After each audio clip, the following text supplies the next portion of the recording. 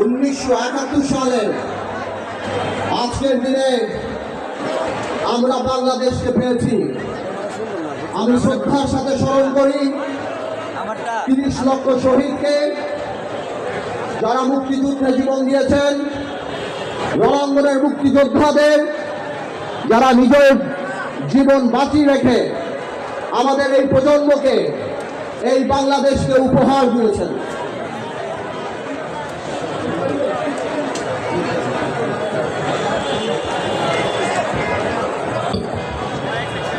কিন্তু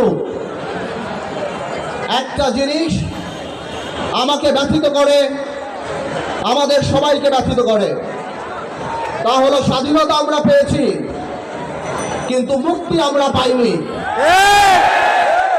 আমার কষ্ট লাগে যখন আমার আগের প্রজন্ম যারা স্বাধীনতা যুদ্ধে জীবন বাজি রেখে যুদ্ধে অংশগ্রহণ করেছিল, তাদের মধ্যে অনেককেই আমরা পরবর্তীতে রাজনীতিতে এসে অনেক ধরনের অনৈতিক কার্যক্রমে ঢুকে যেতে দেখেছি, যাতে আমাদের লজ্জা লাগে। ভাইয়েরা আমার কেন জানি মনে হয় অনেকে 1971 সালের পরে স্বাধীনতা উপভোগ করেছেন কিন্তু অনুধাবন করতে পারেননি।